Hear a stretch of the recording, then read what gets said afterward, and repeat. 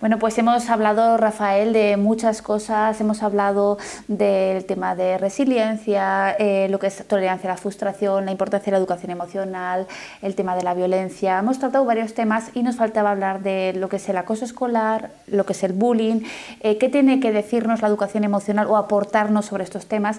Y estábamos ahora intentando recordar las 5 características del acoso escolar para saber diferenciar entre lo que es un conflicto escolar y lo que es una situación de acoso, de bullying, que hay que estar trabajando e interviniendo. Hablábamos que para poder considerar que una situación es un acoso escolar o un bullying, tendría que haber indefensión aprendida, tendría que haber diferenciación de fuerza, de poder, intencionalidad, ¿verdad? Tendría que ser algo repetido en el tiempo. Y tendría que, hay una quinta que estábamos intentando recordar, ¿verdad? Igual ahora en lo que vamos hablando las vamos recordando. Los observadores. Los observadores, esa es la más importante que querías comentarla. Entonces, de estas 5 características, si quieres vamos comentando, para ti era importante lo que es el grupo, los observadores, ¿no? Ellos, ¿qué están aportando al acoso escolar? Es lo que lo hace posible. Ya. Si no hay observadores que de alguna forma apoyan al acosador, el acoso se hace inviable. Porque precisamente lo que fomenta la posibilidad de que el acosador ejecute sus acciones de violencia contra un compañero que se sitúa a un nivel inferior de poder es porque hay observadores que de alguna forma gratifican con su presencia y con su comportamiento al acosador.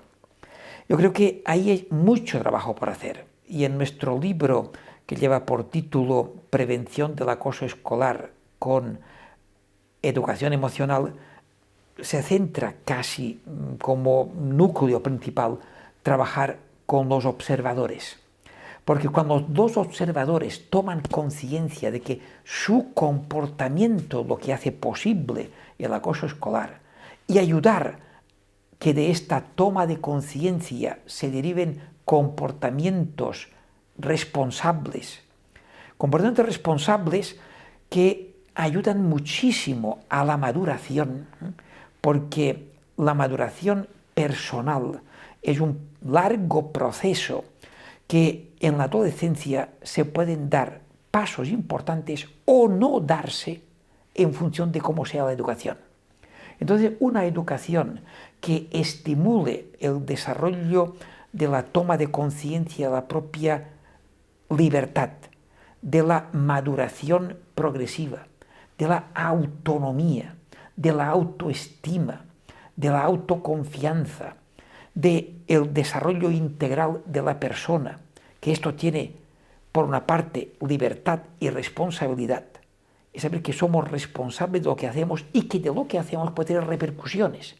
Y por lo tanto, yo cuando estoy en un grupo solamente observando 2 que se están peleando, solamente mi presencia aquí ya favorece o dificulta lo que acontece en el entorno.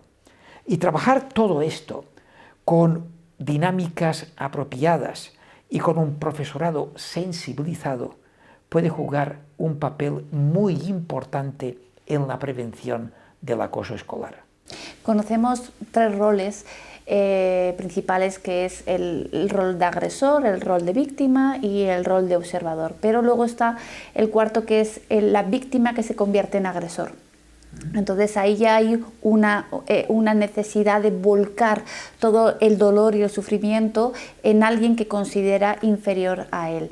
Entonces aquí es donde también tenemos un papel importante, ¿no? Evitar que esos roles se lleven a cabo, pero cuando alguien ha sufrido, ayudarle también a elaborar ese dolor, ¿no? A desarrollar su resiliencia, para que no acabe buscando otras víctimas, ¿no? Sobre las que proyectar su propio dolor, ¿verdad?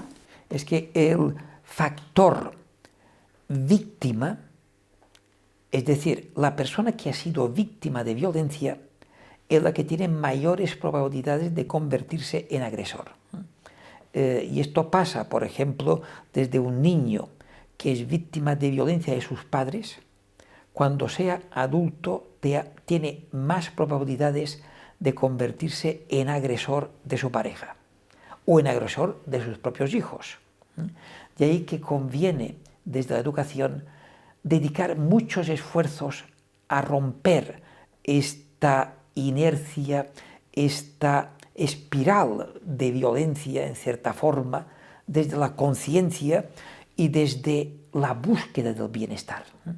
Porque, en el fondo, la educación emocional lo que pretende es el bienestar, sabiendo que la violencia, el acoso escolar y muchos comportamientos de riesgo, en el fondo son consecuencia de un malestar del cual ni siquiera somos conscientes, pero que nos lleva a adoptar comportamientos de riesgo y de malestar.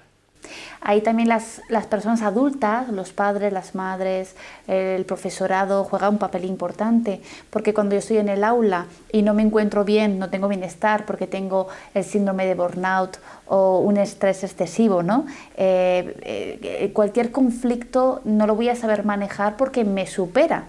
Entonces mi forma de manejar un conflicto, de resolver un conflicto en el aula, también depende de cómo yo me encuentre como profesor, como docente en el aula, ¿no? O sea, la importancia que tiene de que los padres, las madres, el profesorado desarrollemos nuestro propio bienestar para poder atender esas situaciones del día a día, ¿no? Evidentemente, y en este bienestar solamente puede ser consecuencia de una sana autoestima, una percepción de autoeficacia, una autoconfianza que me lleve a poderme relacionar desde el bienestar. Porque cuando me relaciono con otra persona, sea quien sea, desde la inferioridad, la inseguridad, la baja autoestima, adoptaré un comportamiento de pasividad que no ayudará a construir realidades de bienestar, sino más bien de sentimiento de una cierta inferioridad o incluso opresión, aunque a veces no somos plenamente conscientes. Y al revés, si me siento superior porque mi estatus o mi fuerza física me lo permite, me puedo relacionar desde la agresividad, y por eso es tan importante enseñar el comportamiento asertivo. Y el comportamiento asertivo, en el fondo, es convertir la violencia en verbalización de sentimientos y de propuestas. Fijémonos que muchas veces la violencia se activa cuando uno se siente víctima y en lugar de poner palabras a su emoción, reacciona con violencia. Es la acción-reacción. Si a este sentimiento de malestar como consecuencia de la amenaza del otro soy capaz de ponerle palabras y de decir, por ejemplo, Leticia, cuando me tratas de esta forma, me siento ofendido, preferiría que me trataras de otra forma. Algo tan sencillo como esto, muchas personas son incapaces de ponerle palabra y lo que hacen es la agresión física como respuesta defensiva que en el fondo es agresiva. Estás hablando de comunicación no violenta, comunicación asertiva, que realmente no es fácil porque todas estas palabras que utilizamos para describir emociones no las hemos conocido, no nos han educado de esta manera y entonces requiere un mayor esfuerzo. Yo te contaba antes que escuchaba a una madre decirle a su hija de 3 años que lloraba algo así como: ya te dije ayer que si llorabas no te iba a hacer caso. Cuando yo oigo estas frases me alarmo porque pienso, si con 3 años está aprendiendo que llorar es motivo de enfado para su madre y no valida ni recoge esa emoción y relacionamos llorar con portarme mal porque cuando lloro mi madre se enfada conmigo, Aquí no hay ningún tipo de comunicación asertiva por parte de la madre en este caso, ¿no? Ni de validación de una emoción completamente fisiológica y además saludable. Entonces, ¿cómo vamos a llegar a adultos emocionalmente competentes si cuando tenemos 3 años nadie nos reconoce una emoción tan natural como la frustración, ¿verdad? El caerme y que no me digan no pasa nada, no llores, ¿no? Lo primero que hemos de empezar a hacer es legitimar la emoción. Yo en una anécdota que estaba observando en un parque infantil, observé un padre y me llamó la atención, porque era un padre cuando normalmente son las madres las que llevan a sus niños de nada, 2, 3 años al parque. Y cuando observo algo así, que es un padre, pues me pareció muy bien. El hecho es que el niño se cayó y empezó a llorar pero de forma desconsolada.